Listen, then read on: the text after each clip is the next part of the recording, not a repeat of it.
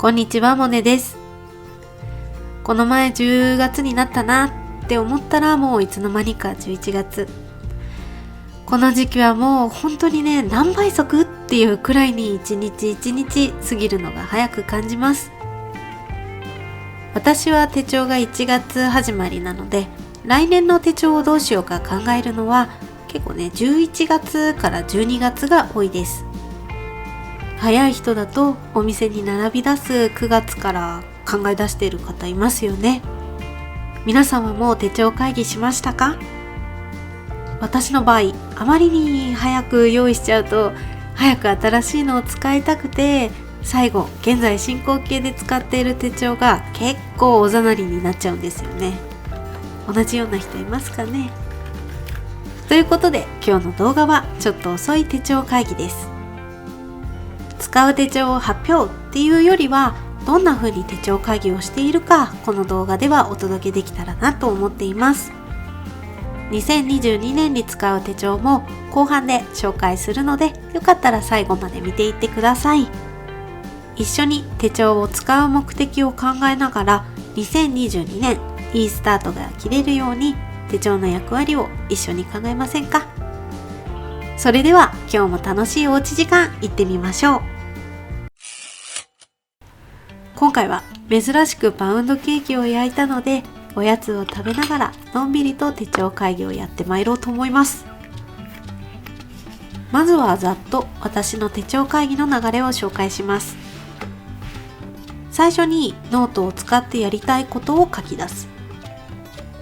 で、次が現状把握。で、3つ目が来年使うノートの役割を決める。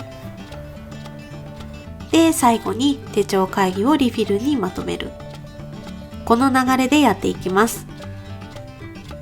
こうやって会議してノート一冊一冊にそれぞれ役割を決めておくことで、余計にノートを買ってしまったりとか、使い切れないノートを出さないようにしています。私の手帳会議をするタイミングは上半期と下半期の年2回。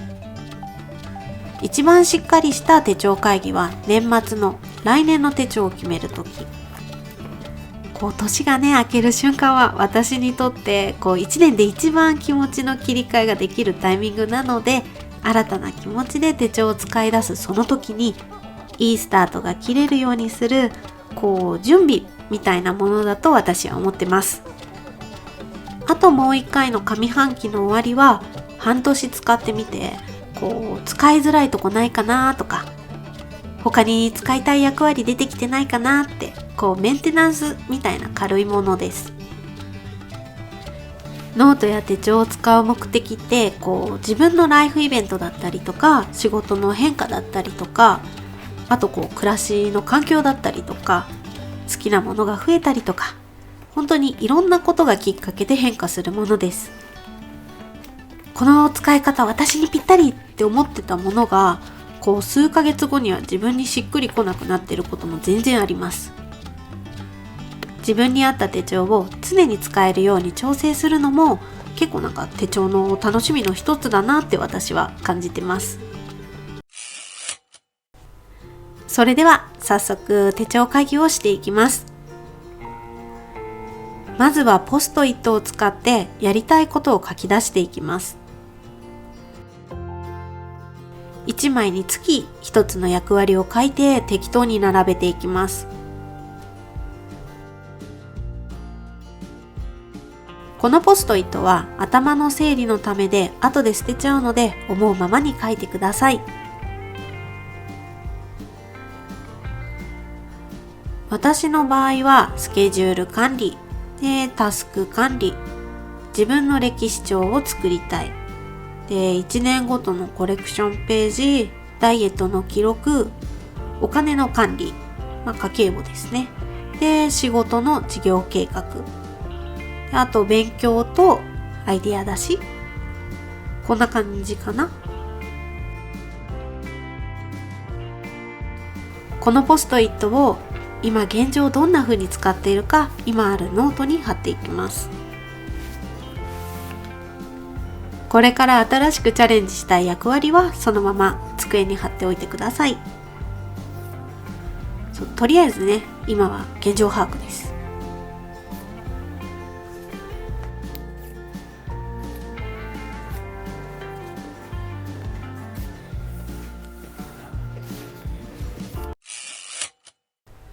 現状把握ができたところで、ここからは来年の手帳の役割決めをしていきます。1年使ってきて、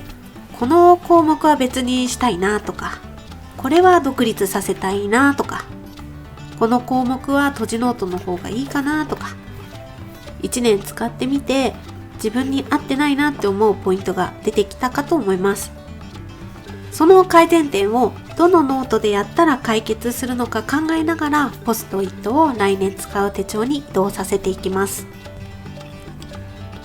私の場合だとイルビゾンテの手帳にポストイットが大渋滞してますね。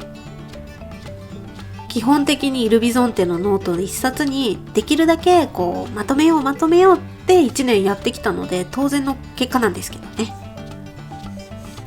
実際まとめる作戦で1年使ってみたら、思った以上に手帳がパンパンになってしまいました。とりあえず応急処置で1月から半年分のマンスリーログを1回取り出しちゃって別で保管してたんですが、時々ね、仕事で前のプロジェクトと似たようなものがあった時に、どれぐらい期間を設けたかとか、どのぐらい作業に時間かかったかなとか、結構ね、前の記録が参考になることが多いので、1年間分は手帳のバインダーに入れておきたいって思ってるんですよね。それにパンパンになりすぎると中のリフィルが曲がっちゃったりとか、リフィルの取り出しがスムーズにできなかったりと、結構ね、不便なところが見えてきました。ということで今回スケジュール系とコレクションページ系でまず分解することにしました。幸いにも新しいバインダーをタイミングよく手に入れていたので、この新しいバインダーにコレクションページ系をまとめていこうと思います。こっちのクリアシステム手帳はお家に置いておく置き手帳になりますね。あとコレクションページもこの1年で自分の作るものが2種類あることが分かりました。一つは1年限定のコレクションページ、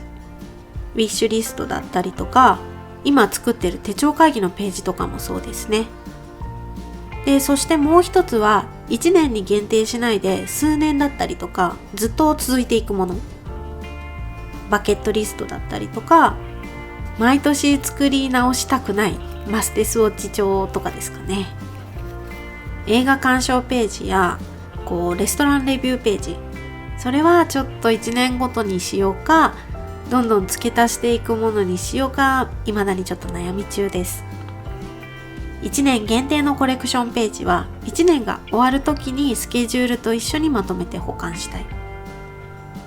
こういう細かくて自分にとって使いやすくしていくのも続けているからこそ見えてくるものですよね。多分ずっとこういう試行錯誤を続けていくんだろうなって思います。これから先もずっとね。最初から完璧に使おうなんて思わないで、どんどん自分にフィットしてきてるなって感じる感覚を楽しんでいけたら、手帳って結構続くんじゃないかなって思います。そしてタスク管理は変わらず、無印良品の単行本ノートを捨てるノートとして継続。スタディプランナーも変わらず英語のクリアシステム手帳で継続ですね。アイディア出しもこのバインダーでやってます。こんな風に現状維持のものももちろんあります。あと決まってないものがダイエットの記録とお金の管理で、仕事の事業計画ですね。ダイエットの記録と家計簿は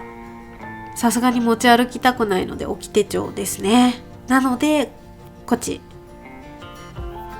で、仕事の事業計画はスケジュールや仕事のことだし、やっぱりね、コレクションページと毛色が違いますよね。なのでイルビゾンテの手帳の方かな。これで全てのノートの役割が決まりました。ライフの閉じノートが可愛くて使いたいんですが、今年も出番なしな気がしてなりません。使いたいノートの仕様が自分のやりたいことと合わない時ってありますよね。無理やり使っちゃうと使いづらくて使い切れなそうなので、今回もおとなしくしておきます。新しくやってみたいことができた時に候補に上がればいいな。ここからはリフィル作り。手帳会議での変更点や実際にどうやって使っていくかをリフィルにまとめていきます。まとめる理由は、新しく何か目的が増えた時にどこに組み込むのがいいのか、もしくは新しくノートを増やした方がいいのか参考にするためです。インスピックで使ってるノートの写真を撮っていきます。写真の加工についてよく質問をいただくんですが、私は特にアプリとかダウンロードしてなくて、もともと備わってる iPhone の編集機能を使ってます。物をきれいにプリントしたいときは露出と温かみをいじってます。露出すいません。露出は光の量を調整するところで、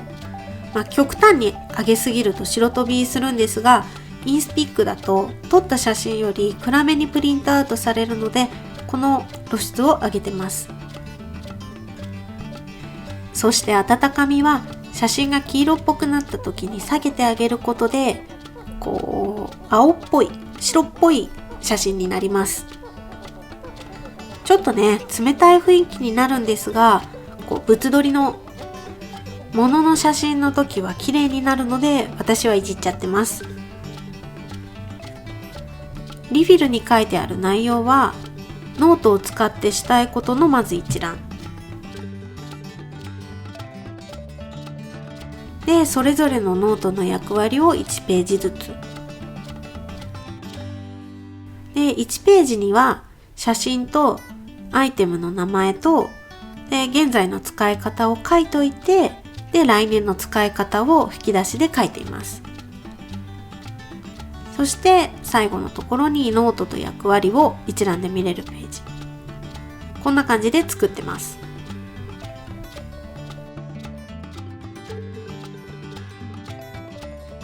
今回は飾りに2つのマステを使いました。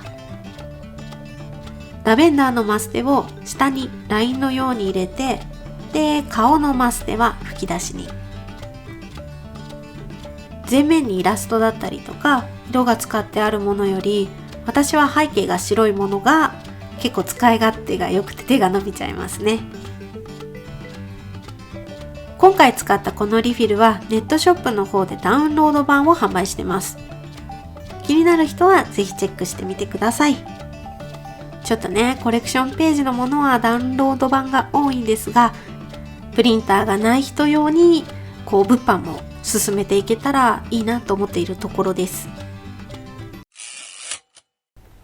今回は手帳会議のやり方の紹介でしたが、最後に私の2022年使う手帳も紹介していきます。まずはスケジュール管理や仕事メインで使うのがこちらのイルビゾンテの手帳。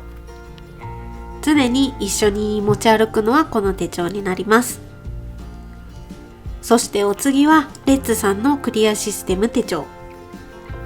こちらはコレクションページのための手帳になります。お家に置きっぱなしの置き手帳で、時間的に余裕がある時に開くことになるのかな。自分の歴史帳としても記録を残していきたい手帳です。そして3つ目はタスク管理用に使う無印良品さんの単行本ノート。デイリーログ的な役割なんですが、スケジュールと私一緒にしちゃうととんでもない厚さになっちゃうし、私にとってデイリーログは残しておく必要がないので、ガンガン使って最後は捨てるっていう風にしています。そんなこともあってね、私はこちらのノートを捨てるノートと呼んでます。最後はこの英語サイズのクリアシステム手帳。